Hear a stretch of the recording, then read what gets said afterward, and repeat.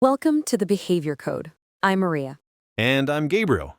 So, Maria, let's talk about something I hear constantly from friends, family, colleagues, everyone.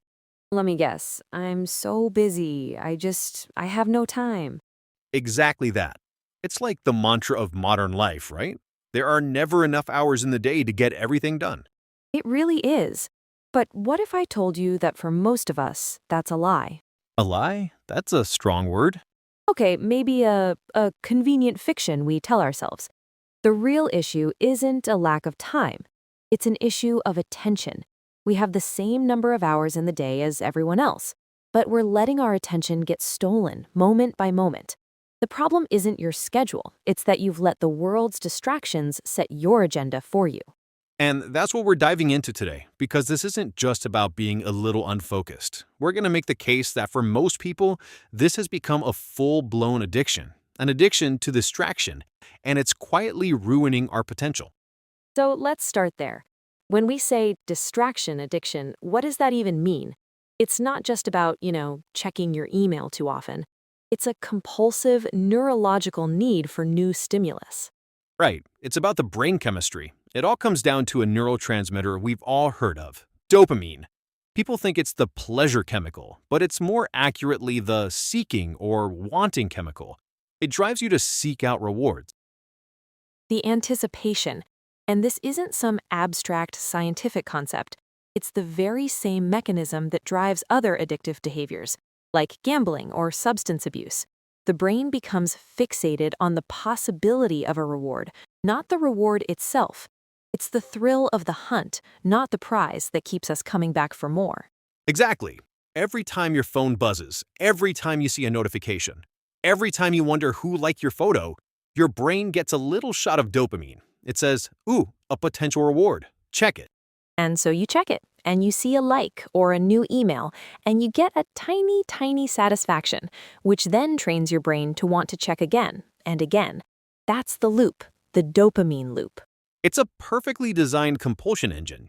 Think about the endless scroll on social media feeds. There's no bottom. There's no point where your brain says, okay, I'm done, I'm satisfied. There's always a potential for one more interesting post, one more funny video, just around the corner. Think of it like this. Your brain is a sophisticated pattern matching machine, and the pattern it's learning here is phone buzz equals potential good thing. So it starts to crave the buzz itself, even before it knows what the reward is. The anticipation becomes a primary driver. This conditioning is happening constantly in the background of our lives, solidifying the habit loop with every buzz and every glance. Right, you never feel a sense of completion, and that keeps you hooked. It's been compared to a slot machine, and it's not an exaggeration. The pull-to-refresh mechanic was consciously modeled on a slot machine. You pull it, and you might get a reward, a new email, a new like, or you might get nothing.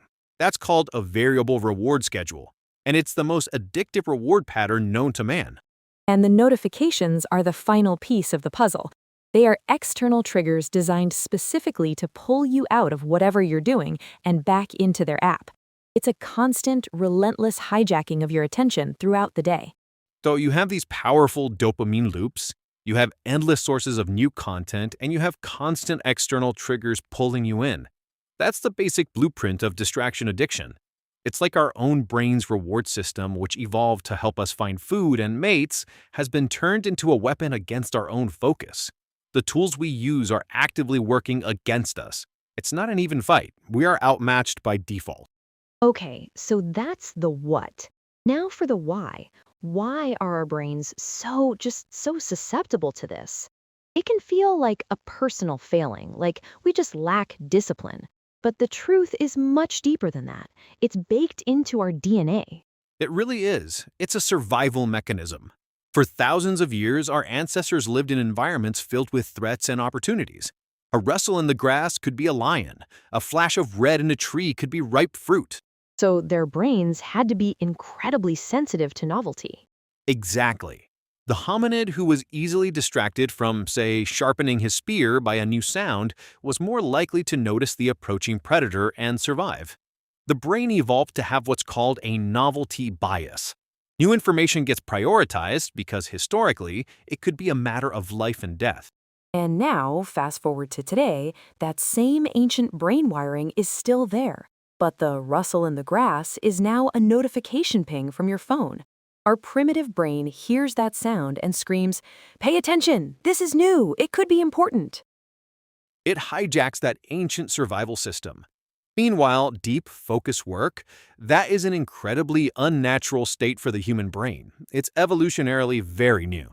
That's such a key point. We think focus should be our default state, but it's not. Distraction is the default. It takes a ton of metabolic energy to hold a single, complex thought in your head for a long period. The brain, to conserve energy, naturally prefers the path of least resistance.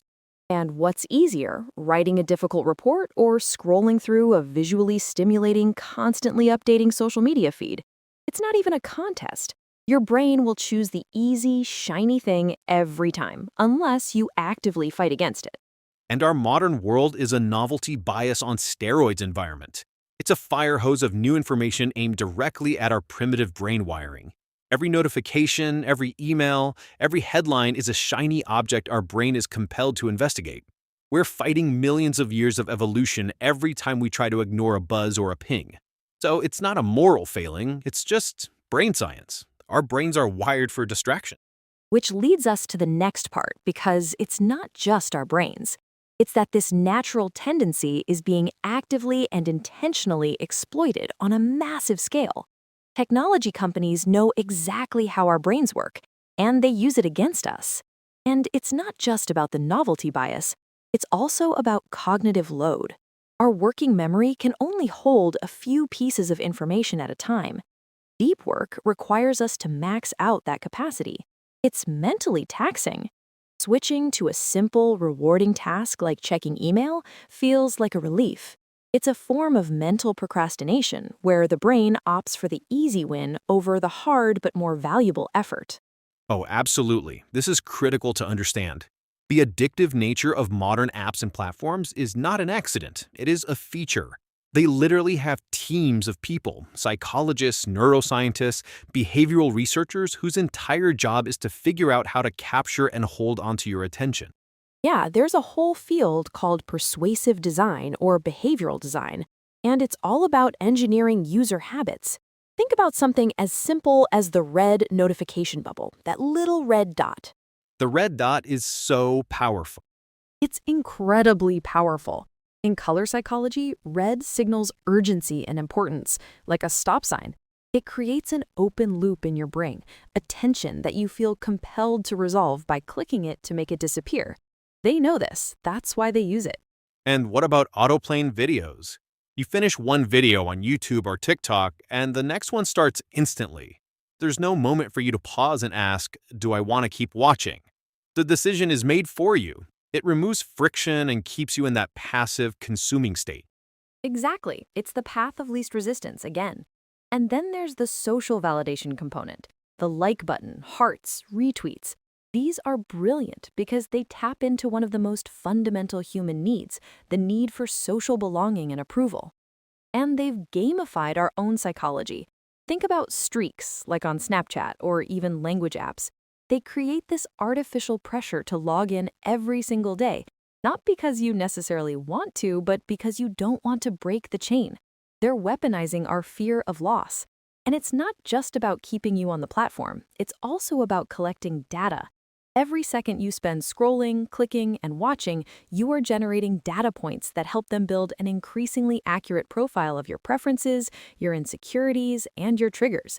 This data is then used to serve you more targeted ads and even more irresistible content, creating a self-perpetuating cycle of engagement and data collection. Every time you get a like, it's a little pellet of social validation. It feels good. It tells your brain, the tribe approves of you, you're safe. Of course you're going to come back for more of that feeling. We have to remember the business model for most of these companies. They are free to use because we are not the customer. Advertisers are the customer, and the product being sold is our attention. And they've manufactured social pressure out of thin air. Think about read receipts in messaging apps, or the little 3 dots that show someone is typing. Those features weren't created for our benefit.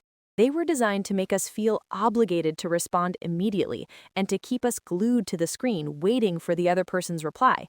It's a subtle but powerful form of social coercion. That's the bottom line. Their financial incentives are directly aligned with keeping you scrolling, clicking, and watching for as long as humanly possible. They're in the addiction business, and business is very, very good. Which is a bit of a bleak thought, but it's an important one to grasp. So, given all this, how can someone tell if they've crossed the line? How do you know if you're just a casual user or if you're genuinely addicted to distraction?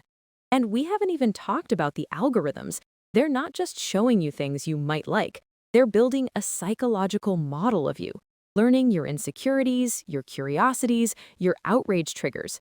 The system is designed to find the weakest point in your armor and exploit it to keep you watching. It's a personalized persuasion engine running 24/7. That's a great question. There are some really clear signs to look for. And one of the weirdest but most common is what's called phantom vibration syndrome. Oh, I've had this. It's when you think you feel your phone buzz in your pocket, you reach for it, and there's nothing there. Exactly. It's your nervous system, literally rewired and trained by the device, anticipating a notification that isn't even there. It's a purely neurological response. It's unsettling, really. Another huge one is an inability to tolerate boredom. The second you have a spare moment, waiting in line, at a red light, even during a lull in a conversation, what's your immediate automatic impulse? If it's to reach for your phone, that's a sign. You're using it to escape the discomfort of being alone with your own thoughts. And there's a related sign to that, which is what I call digital pacification. It's when you use your phone to regulate your emotions. Feeling awkward at a party? Scroll.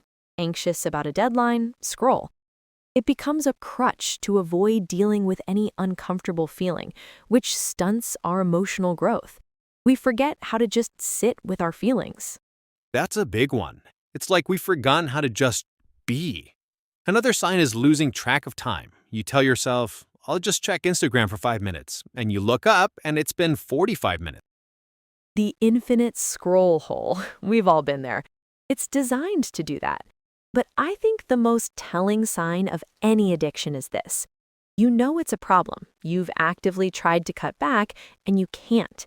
You find yourself falling back into the same old patterns, even when you don't want to.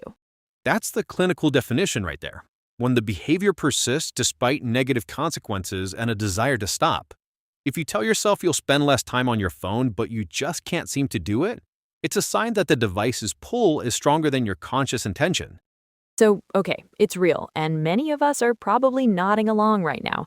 But let's talk about the stakes. What's the actual tangible cost of this eviction? I mean, is it really so bad to scroll a bit? And there's even a term for this now, nomophobia, the fear of being without your mobile phone. It's a genuine anxiety that people feel when they're disconnected.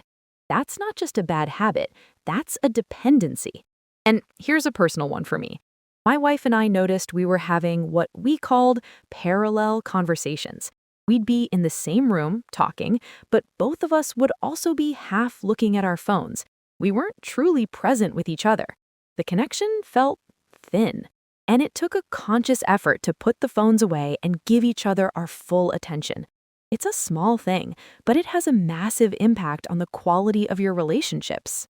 The costs they're sneaky because they're often invisible. It's not like other addictions where the damage is immediately obvious. The damage here is in the things that don't happen. What do you mean by that?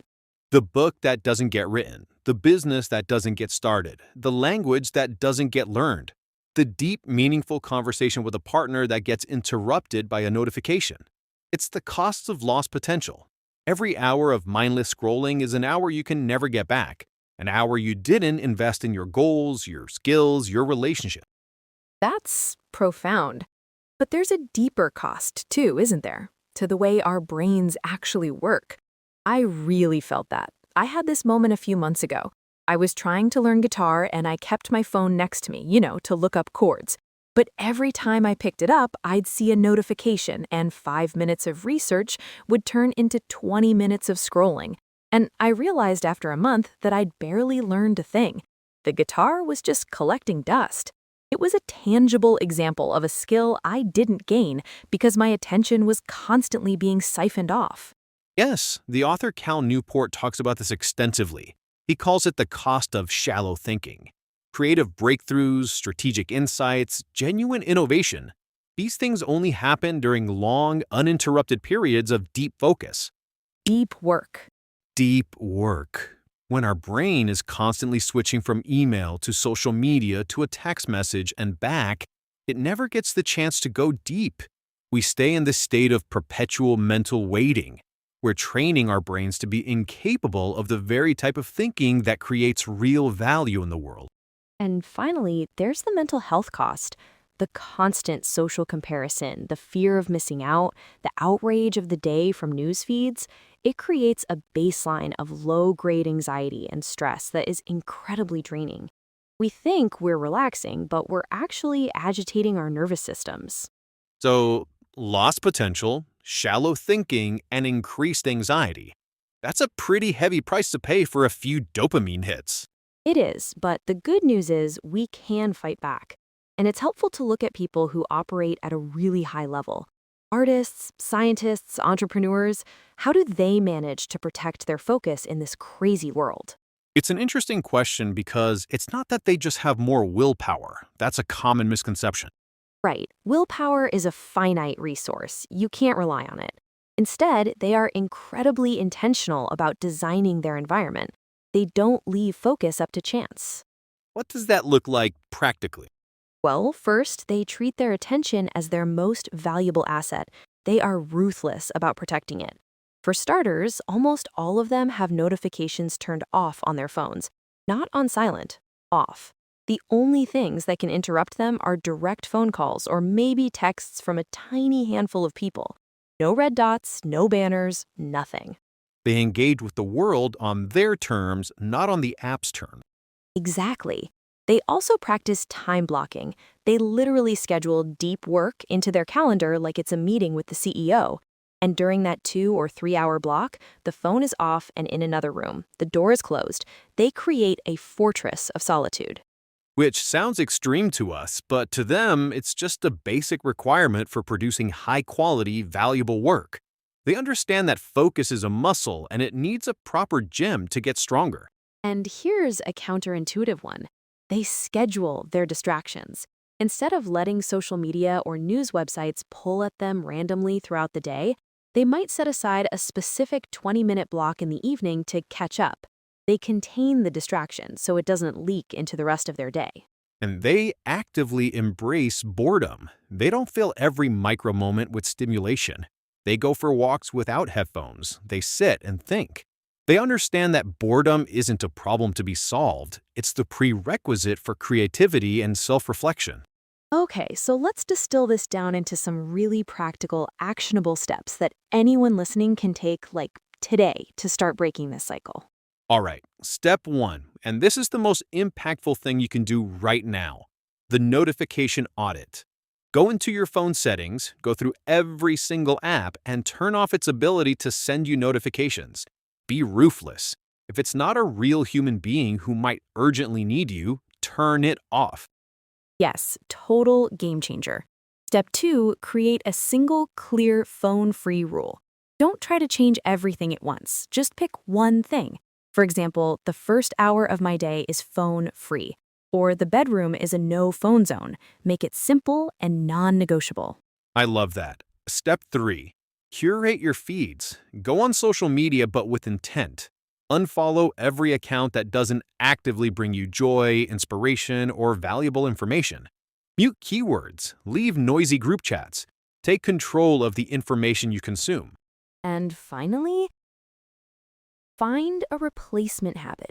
When you feel that twitch, that automatic urge to reach for your phone, interrupt the pattern. Have something else ready to go. A book, a journal, 10 deep breaths. Anything to create a little space between the impulse and the action. Those 4 things alone, notification audit, one phone-free rule, curating feeds, and a replacement habit, would be transformative for most people. Absolutely. And it really all boils down to a fundamental mindset shift. It's about deciding to move from being a passive consumer to being an active architect of your attention. You either control your technology or it controls you. Well said. This isn't about feeling guilty or blaming yourself. The entire system is engineered to make you distracted. So this is about empowerment. It's about recognizing the forces at play and consciously choosing to take back control over your most precious, non-renewable resources, your time and your focus. They truly are the raw materials you use to build your life, and you get to decide what you build. So here is our final challenge to everyone listening today. Don't try to do everything at once. Just pick one strategy, just one. Turn off Instagram notifications. Charge your phone outside your bedroom tonight. Just do one small thing to reclaim a piece of your focus. And just notice how it feels. Notice the space it creates. You might be surprised by the clarity and calm that follows. This is Maria. And this is Gabriel. Thank you for listening to The Behavior Code. Now, go protect your focus. It's everything.